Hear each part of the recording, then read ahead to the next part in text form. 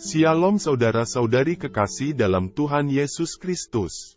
Pokok renungan kali ini adalah membiarkan Kristus dan kekayaannya memenuhi kita. Ayat firman Tuhan dari Lukas 11 ayat 25-26a. Maka pergilah ia dan mendapati rumah itu bersih tersapu dan rapi teratur. Lalu ia keluar dan mengajak 7 roh lain yang lebih jahat daripadanya, dan mereka masuk dan berdiam di situ.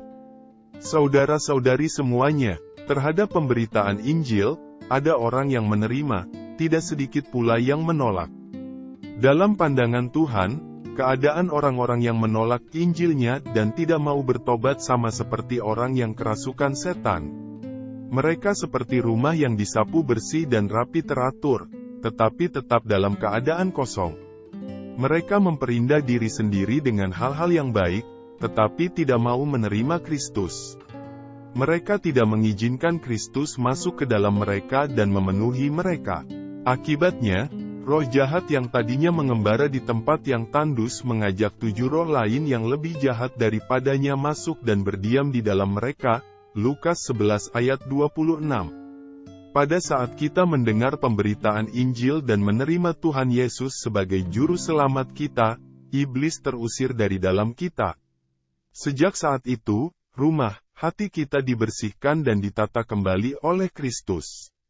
Namun tidak cukup demikian, kita harus membiarkan Kristus menduduki dan memenuhi setiap bagian hati kita, bahkan menguasai segenap jiwa kita. Kita harus menguduskan Kristus sebagai Tuhan di dalam hati kita, 1 Petrus 3 ayat 15. Saudara Watchman dalam bukunya yang berjudul Manusia Rohani mengatakan bahwa sasaran terbesar roh jahat adalah membuat pikiran orang Kristen tenggelam dalam keadaan kosong.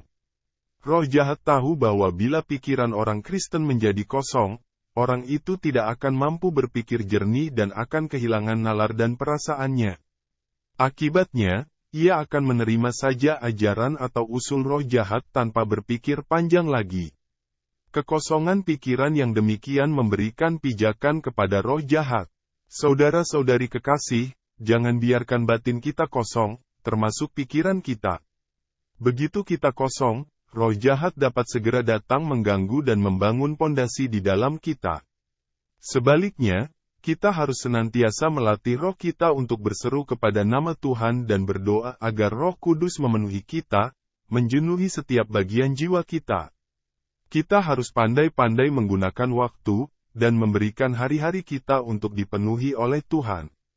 Jika roh dan jiwa kita dipenuhi dengan segala kekayaan Kristus, maka roh jahat sama sekali tidak memiliki bagian apapun di dalam kita.